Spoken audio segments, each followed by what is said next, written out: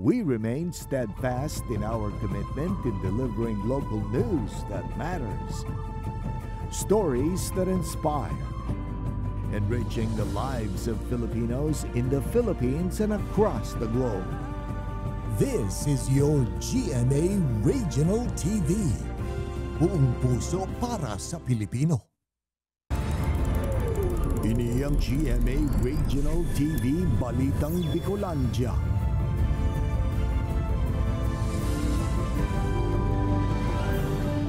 Diyos marhay na hapon mga kapuso, uninaan Balitang Bicolandia. Hatun miyan pinakadarakula asin pinakabagong mga bareta sa Kabikolan. Kami ang tropa nin katotohanan, mahatunin mga baretang mayong pigkikilingan, mayo nin pigpoprotehiran. Live halidigdi sa GMA Complex sa Naga City, ako po si Kate Dolovieres.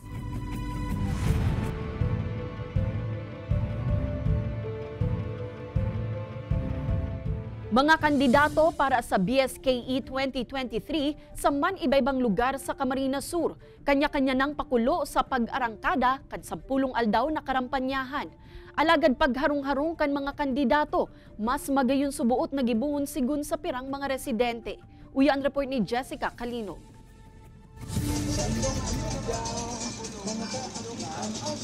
Mga kapuso, kumusta man ang mga mata nindo kasubagong aga? Ano ang naging alarm nindo sa pagmata? Tuktok sa pintuan? O mga patugtog na nagaagi sa indong kaharungan? Today is the day. Anpuon kan haloy ng pigahalat kan mga kandidato para sa 2023 Barangay asin Sangguniang Kabataan Elections. An 10 aldaw na karampanyahan. An iba, pasado alas 7 pa sa nanin aga, may pa-motorcade na. Naglilibot sa indang barangay, sabay patugtog kan jingle kan sa indang linyada. Sinimplihan sa naman kan ibang grupo, nasa outer lane kan tinampo, maluway na nagdadalagan. Ansurunudan na lunadan, sabay sabwag nin candies sa mga maaagihan. Nakasalo ka lamang. Kanya-kanyang gimmick na nga ni ang mga kandidato sa pagsikad kan sa indang campaign period. Alagad para sa pirang mga botante, hanap ninda ang tradisyonal pamangiraray na paagi kan pangangampanya. Yan, magayon ko talaga nagaharong-harong. Arog kaya, dadaralagan, makaskaso. Ang personal na pigraran yan, nganing mabistong maray. Mas okay na ma-personal mo sinda. At least mabibisto mo sinda, kung si isay sinda. Sa pirang mga banwaan, may mga grupo man na pigpiling saro-saroona ang mga harong sa saindang barangay asin magpabisto nin personal. Mantang an iba, tamang chill sana. Sa saindang witty slogans pa sa nada kaya, laban na laban na. Sa mga nakadisplay na bado sa Tiendesitas de San Rafael sa Banwaanin Pili, ang mga statement shirt na ini, iyuan agaw atensyon na kung babasahon, garo may mensaheng maut na ipaabot sa gobyerno, urog na sa mga nagdadalagan na kandidato. Hindi kita magpadara sa mga dahil lang sa kwarta, iboboto sa sinda, kundi manindugan kita na ang boto ta sagrado asin banal. Mahalagang maray ang barangay elections. Data ni pag maliitin. Kaya kung maging engage kita, bakulang mo niya na elections. Na pagkatapos ng elections, dapat sa aral daw ng pagkabuhay, nagmamatumato kita. Tanganing maging participative citizen kita. Kaibanan si Jovel Obiso, Jessica Kalinog, Balitang Bicolandia. Campaign posters kan pirang kandidato sa barangay asin SK elections natuyawan kan COMELEC huli sa day pagsunod sa tamang sukol asin lugar na pigpaskilan kan mga ini.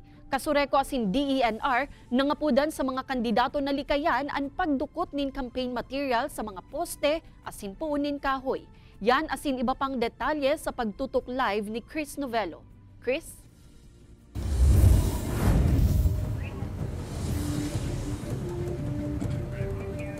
Kate, enot na aldaw pasanakan campaign period para sa barangay asin Sangguniang Kabataan Elections. Natuyaw tulos kan Commission on Elections sa COMELEC ang pirang campaign poster kan mga kandidatong dahil nagsusunod sa tamang election o campaign guidelines o protocols.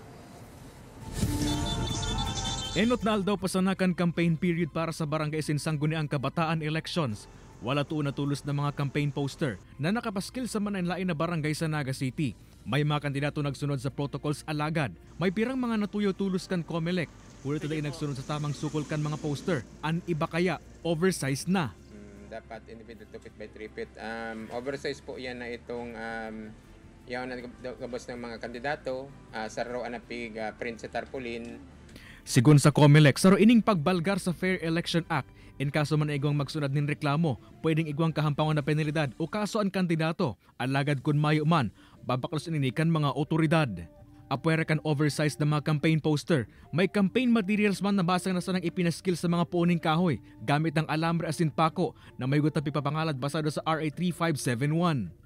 Iwasan ta ang pagpaskil dyan, iyan po may nagkakanigong penalidad na pwede po sindang ma-prosecute kayan and pwedeng mapriso na igwa po yan yung penalty na 6 months and hanggang 2 years and magkakaigwa ka man po ng fine 500 to 5,000 pesos depende po sa korte. Ang iba naman sa postipakan kuryente nagkabit na posible po ng pasubuot nin kasulo. Pwedeng magkausa po ng pagpundok ang kuryente dahil pag minsan naduduro siya na tama duman sa linya kang kuryente, nakausa po ng pag-spark kang linya, nagkakausa po ng kasulo. Nangapod din man ang mga otoridad sa mga kandidato na magsunod sa tamang protocols, nganing malikayan ang ano man na problema.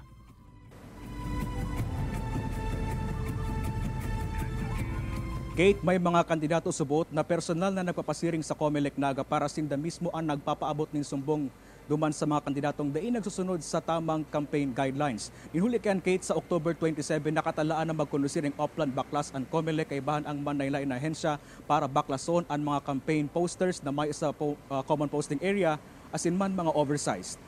Kate? Alright, Jos Mabalos, Chris. Sarong lalaki gadan makalis mabangga kan sarong SUV sa Legazpi City. Sospek nagpurbar pa kuta ng magdulag, alagad napugulan kan lapagon kan sarong motorista. Uya ang report ni Rosie Nieva. Sa enot na hiling huhunaon mo na igwang road rage na nangyayari. Alagad ang totoo, biglalapag kan rider ang nasa inotan niyang SUV na nakabangga nin sarong persona sa Legazpi City na imbes na tabangan, dinulagan sana ang biktima. Daipig punduhan ka nasambitan ng rider ang lunadan hasta sa daini nahaharang kan kapulisan. Yung signage, metal signage nasa ilalim ng sasakyan, ito ay napansin ng mga concerned na motorista at ito ay sinundan papunta doon sa Barangay Bagtang at doon nga umingi siya ng assistance sa PCP, sa tropa at ito ay na-apprehend doon. Sa suway na videong ini, mahihiling ang lalaking nabudalan ka na sambitan ng SUV na nakabulagta pa sa tinampo sa Partekan Old Airport Road sa Washington Drive. Tulos man ining nirespondihan kan mga otoridad asin idinalagan sa ospital, alagad pigdeklarar ng dead on arrival kan mga doktor. Sa investigasyon kan mga otoridad, nagtitinda nin balot ang biktima asin nagtambay muna sa lugar kan bigla na sanang nabangga kan SUV na pigsasabing nakaturog kaya daina na kontrol ang lunadan. Mawot ko taan kan driver kan SUV na makipag-areglo, alagad na nindugan ang agom kan biktima na masunad sindanin maninigong kaso. Ang buya ko sir magpulong siya. Dapat abang buhay siya magpulong. Kung makalaya masyad, di so Diyos na ang bahala sa iya. Sa ngunya nasa kustodiya na kan kapulisan ang nasambitan ng driver mantang pigpepreparar ang kasong isusunad kontra digdi. Ini si Rosie Nieva, Balitang Bicolandia. Manlain-lain na mga festival sa bilog na Bicol Region, pigselebrar sa ginibong Regional Festival of Festivals sa probinsya nin Sorsogon. Uyan istorya ni Chris Novello. Como parte kan selebrasyon kan Kasanggayahan Festival 2023 sa Sorsogon, nagpatiribayan ang mga darakulang festival kan manaylain na probinsya asin syudad sa Bicol Region sa ginibong Regional Festival of Festival Competition sa Sorsogon City. Kasabay kaini, napanood ni makukulay asin magagaya na costumes asin props ang mga tinampo sa ginibong street dance presentation kung sain ipigbida kan kada lugar ang sa idang pig-uorgulyong historya, kultura asin tradisyon. Apwera kaini na ipahiling man kan kada mga Bicolano ang sa indang mga talento, urog na sa pagbayle. Huli kaini sulit subuot ang pag-aabang kan mga paradalan sa nasambitan ng dakulang aktibidad. We're very happy first in the Sorsogon City to have the festivals of festivals na regional, sobrang gagaling, ang ganda, makulay, sobrang masaya. Super level up na talaga yung Sorsogon, kakaiba na yung mga nakikita yung mga contingents dito sa sa ano na to, sa competition na to. Sobrang solid talaga. Yung mga photographers at videographers mag-enjoy dito. Kung iisipon, haros gabos igwang laban sa nasambitan ng kompetisyon. Alagad ng inutan man giraray an gayon asin tibay, kan Isla Rancho Festival kan Masbate, na sinundan kan gayon Ciudad Festival kan Sorsogon City, asin Bantayog Festival kan Camarines Norte. Sa paagi kan siring na aktibidad, mas urog pasubuot na mauswag ang turismo kan rehiyon. Ini si Chris Novello, Balitang Bicolandia. Ma'am, anong pipilian po nindo, mga bago o dating kandidato? Para po sa kuya, mga bago na naman. Para po mapurbara naman si mga panibagong maturukaut. Ang pipiliin ko si dati, tabistado ko na. Si mga baguhan, di ko aram ang mga ano ninda, ang intention. Baguhan, dati yan, ma-pick up. Sa baguhan, si may iguanin maray na ginibuan, dahil nagpabaya kan sa iyang katungdan, bako na sweldo sa naang piga-atoman.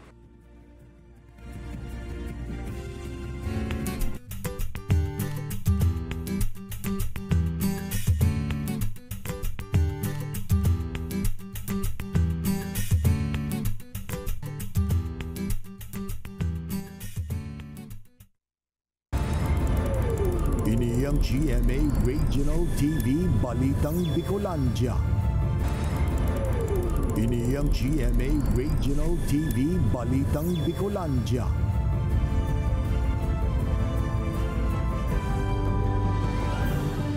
Naga City Environment and Natural Resources Office nagkondusir nin sorpresang emission testing tanganing malabanan ang smoke belching. Pira sa mga nagpalyar sa sorpresang testing, mga PUV. Uyan report ni Chris Novello. Saro-sarong pinara asin pinagilid kan mga personahe kan City Environment and Natural Resources sa boundary kang Naga Miloor an pirang bihikulo. Sorpresa kayang sinukol kan kabuhan kan opisina an emission level kan mga lunadan. Saro sa mga nasita an pampasaherong jeepney na ini na nagpalyar sa emission level. Huli sa maitom na asong nagluluwas sa tambutso ka ini. Kadaklan po na nagpe-fail ining mga mga public utility jeepneys. Sinda pong dakol talaga nagpe-fail sa inda. Ini pong mga utility vans palibasa mga bago naman sinda, okay man. Napag-arama na 2.5 micrograms per cubic meter ang average emission level kan sarong bihikulo. Raymond subot nangangahulugan na maputi ang naso kan sarong bihikulo. Pasado asin may inaining particulates, siring kan carbon monoxide asin nitrogen oxide. Ihiniras man kan opisina ang mga paagi nganing mamantinir ang tamang emission level kan sarong bihikulo na taisubot na susukol sa kalumaan kaini. Dapat permi lang i-maintain ang kondisyon kang sasakyan. Permi mag-change oil, garutong replacement kan sa indang mga injection pump, replacement saka calibration. Ginibo kan opisina ang sorpresang emission testing como pagsuporta sa kamautan kan gobyerno na mainaan ang polusyon sa syudad. Siyempre importante yan kasi siyempre pollution ang yan. Siguro makakaiwas kita in terms of dirty air. Kaibanan si Carlo Abunita, Chris Novello, Balitang Bicolandia. Sarong eskwelahan sa San Fernando, Camarines Sur nilaog nin para habon. Pirang anggulo sa motibo kanday pa nabibistong suspetsyado, pigi-imbestigaran pa kan kapulisan. Si Jessica Kalinog nakatutok. Warak-warak na ang mga gamit sa laog kan pirang mga opisina asin faculty room. Ang nakatagong kwarta na labi 5,000 pesos ang kantidad, mayo naman sa pigtaguan kaini. Ininaan inabutan kan gwardya kan sarong eskwelahan sa Barangay Pamukid, San Fernando, Camarines Sur kan siya mag-roving sa lugar pasado alas 12 nin matanga kan Oktubre 18. Susug sa investigasyon kan San Fernando Municipal Police Station. Posibleng sa mga oras na 12:30 hasta alas 4 nin maagahon, nakakuanin pagkakataon ang suspect na gibuhon ang krimen kung sain ang gwardya nakaposte na sa guardhouse. Posibleng mayo siyang madang sa according sa iya dahil medyo may distansya po itong opisina from the guardhouse. Padagos pa mang pigsususog kan kapulisan ang taong nasa likod kan krimen. Base po ka naman sa pagkukuha niya ng mga minimal items compared duman sa valuable items like gadgets, ito din niya ito pigkuroa, di ba? So, malamang, posibleng minor, ang naglaog lang duman na trip-trip lang ninda, dahil ninda ito na hiling na considered as valuable amount na to. Nagsayuma namang magtaupanin pahayag an manhamiento kan eskwelahan dapit sa insidente. Alagad pigserto man kainian seguridad sa eskwelahan. Pigabisuhan naman subuot ang gwardya na tuyong banggi, makalihis na mag-roving, dumana mo na magpwesto harani sa hinabunan ng mga opisina. Para sa taong 2024, ma-request naman subuot ang eskwelahan nin dugang nagwardya, nganing bako na sa nang solo ang nagbabantay tuyong banggi sa 12 ektarya nindang eskwelahan. Kaibanan si Jovel Obiso, Jessica Kalinog, Balitang Bicolandia. Magiging singil sa kuryente kan Kasureco 2 ngunya na Oktubre, mas nagbaba pa asin natapyasan nin 45 centavos hasta 46 centavos per kilowatt hour. Alagad taripa sa kuryente posibleng maglangkaw, mantang nagrarani na ang kapaskuhan, sigun sa kooperatiba. Uyan report ni Chris Novello. Mas naghurus pa ang taripa sa kuryente kan Kasureco 2 ngunya na bulan na Oktubre. Sa October rates kaya kan kooperatiba, natapyasan ng haros 45 to 46 centavos ang singil sa kuryente kung ikukumpara sa taripa kan nakaaging bulan ng Setyembre. Nasa 6 pesos and 42 centavos per kilowatt hour na sa nakaya ang taripa sa residential, 5 pesos and 54 centavos per kilowatt hour naman sa low voltage, mantang nasa 4 pesos and 85 centavos per kilowatt hour sa high voltage. Mas nagbaba pa kita as compare kang nakaaging bulan na September 2023. Baba man po giraray sa tuyang nababakal na presyo, hindi sa tuyang mga tigkukuan ng kuryente. Magiging kagianan subot ini sa gasolinahan asin convenience shop na ini sa banuan ning Kanaman Camarines Sur na haros 24 oras na bukas. Dako lang tabang po digi sa istasyon mi ang pagbabakang kuryente kasi di man po ma-operate ang istasyon mi kung mayong kuryente. Talagang pinaka-source mi po siyang pangangaipok. Sa ibong kaini, sigon sa kooperatiba, iyaon pa man giraray ang posibilidad na paglangkaw sa taripa sa mga masunod na bulan, huli sa halangkaw na demand sa kuryente kasabay kan holiday season. Kaibanan si Carlo Abonita, Chris Novello, Balitang Bicolandia. 3 anyos na aking lalaki gadan makalihis mabangga nin truck sa Virac, Catanduanes. Tutukan ang report. Hasta sa ngunyan day pagiraray makatubod ang mga magurang kan 3 anyos na aking lalaki na day naninda makakaibanan ini mas kinuarin. Binawi ang kaya ning buhay ang aki makalis na mabangga kan sarong truck na may kargang mga baybay sa hampang mismo kan sa Indang Harong sa Barangay Calabnigan, Virac, Catanduanes kan nakaaging Oktubre 7. Sigun sa ina kaini, nagkakakansinda kan mag-agi ang truck. Komo checker kan sarong kwari sa lugar, nagluwas subuot siya alaga day kay ni Narisa na nagsunod pa lang sa iyan aki na naging rason para mabangga inikan lunadan. Sobra kong siyak sa anak ko. Yun lang, di ko na anuhan kung sino nang tumulong sa akin. Kasi sigaw ko sa anak ko eh. Sana, hindi naman ako nagpo-focus mo ya. Lahat, pangkalahatan. Sana always na naging safety. Pigtawang doon man kan driver kan truck na dain niya pigtutuyo ang nangyari. Pasensya na manaytag. Siyempre, di naman natin expect na ganito mangyayari. Pagpasensya na ako. Sa ngunyan sigun sa mga otoridad, mayo naman ni nagsunad nin kaso, hulita inagi na sana sa areglo kan duwang lado ang pangyayari. Alagad pangapodan ka mga otoridad sa mga magurang, mangnuhon man giraray ang sinda mga aki, tanganing malikayan ang mga siring na aksidente. Dapat talaga may nagbabantay sa mga bata. Then doon naman sa mga halimbawa, itong mga driver ng truck, so, dapat i-check muna bago umalis kasi mamaya ganito yung nangyari. May bata pala doon sa ilalim. Ini si Don Jimenez, Balitang Bicolandia.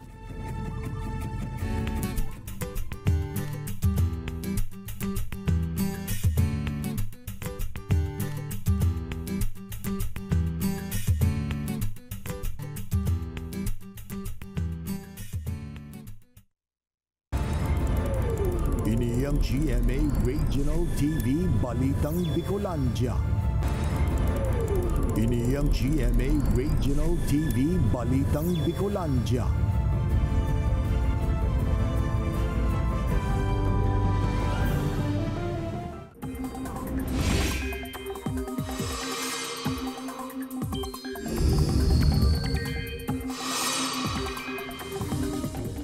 Mga kapuso, mayong nanonotaran na raot nin panahon o bagyo sa ngunyan, alagad uuranon ang pirang parte kan nasyon huli sa man iba-ibang weather systems. Kabali dyan ang northeasterly surface wind flow o duros nagikan sa norte sirangan. Siring man ang shear line.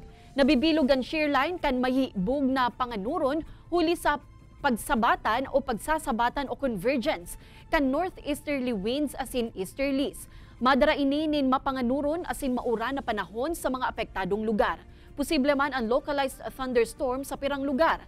Basado sa datos kan Metro Weather, pirang parte kan Bicol Region ang posibleng uranon, kabali ang pirang lugar sa Camarines Norte asin Camarines Sur.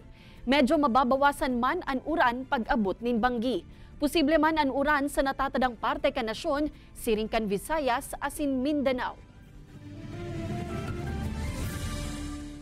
Mga motorista sa Camarines Norte da inali kayang mahandal, makalis mairehistro ang duwang insidente kung sain igwang mga nabagsakanin po nin kahoy. LGU maut magbilog nin task force na matutok sa siring na issue.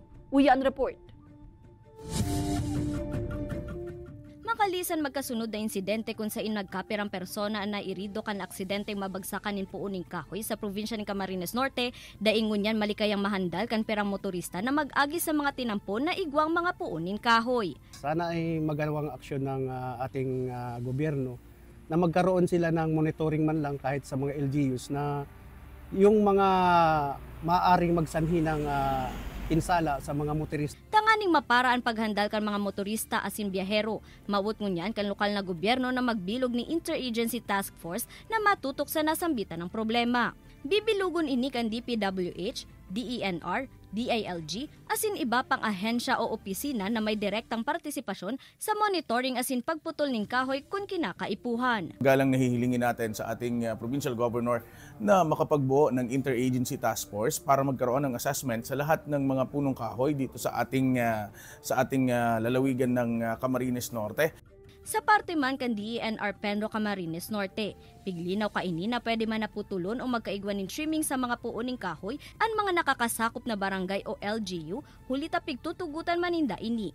Alaga dapat subot na igwang katibayan gikan sa LGU o barangay na delikado na talaga ang nasambitan ng kahoy. Maganda po yung mungkahi ng provincial government na magkaroon ng interagency committee para ma-assess itong mga kahoy na malalaki sa tabi ng ating mga kalsada para tingnan natin kung alin ba yung pwedeng putulin. Ini si Don Jimenez, Balitang Bicolandia. Air quality sa Naga City nasa marhay pang kondisyon. Alagad gas emissions hali sa mga bihikulo, dakula subuot ang naikokontribuir sa air pollution susug sa senro. Uyan report ni Chris Novello. Sa air quality monitoring kan DNR-EMB, fair o nasa marepang kondisyon ang duros sa syudad ni Naga. Alagad sa ibong kaini ang maitom na aso o gas emissions hali sa mga bihikulo, ang dakula subot ang kontribusyon sa air pollution.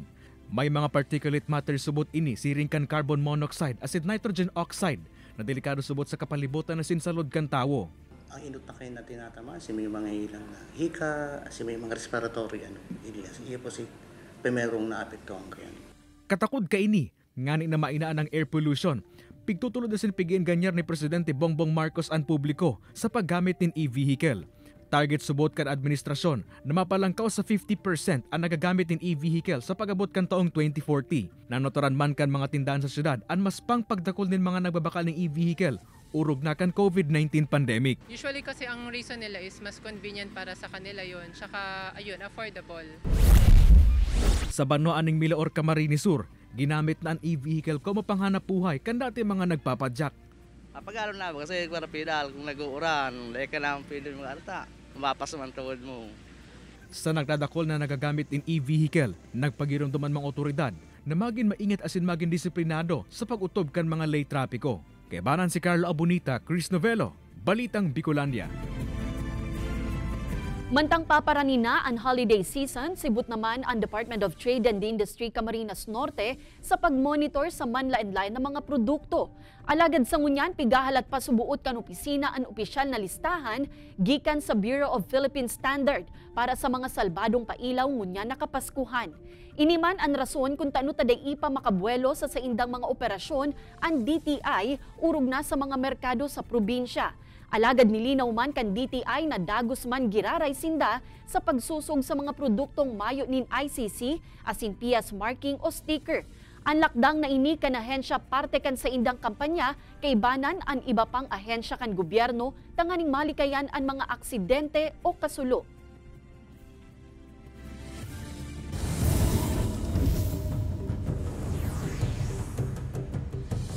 Alden Richards pinasalamatan ang mga nakaibanan sa pagbilog kan pelikulang 5 Breakups and a Romance. Uya ang report. Pinasalamatan ni Asia's multimedia star Alden Richards sa iyang mga nakaibanan sa pagbilogan 5 breakups and a romance, urugnaan sa iyang leading lady na si Julia Montes asin ang direktor kan pelikula na si Irene Villamor. Sigun sa iya, dakol siyang nanudan sa direktor asin nagpapasalamat subuot siya sa tiwala na pigtao sa iya kaini. Maugma man subuot siya sa nabilog na friendship ni Dan Julia mantang pigigibo ang pelikula. Nadadala na ang 5 breakups and a romance sa nasa 231 na mga sinehan nationwide. Hindi mabubura ng pagligtas niyo sa akin. Sa mas nagiinit pang mga eksena sa maging sino ka man, liwat na makakahampang ni Monique ang sayang ina na si Belinda, mabaha nin emosyon asin revelasyon at siya nabanggi.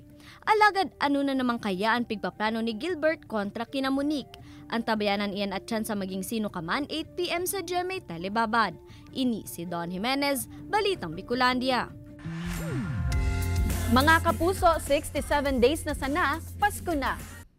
Madadalan ang episode niya ini asin iba pang pinakahuring lokal na bareta sa official website kan GMA Regional TV, www.gmaregionaltv.com. Pwede man kamong magbisita sa samuyang official YouTube channel, GMA Regional TV asin i-click ang subscribe button para sa pinakamaiinit na bareta hale sa man-ibaybang rehiyon. Mabalos sa mga kapusong Bicolanong nagantabay, maging sa mga kapuso nyato abroad. Ninhulita sa GMA Regional TV Local News Matters. Asin yan ang pinakadakula asin mainit na bareta sa Kabikolan.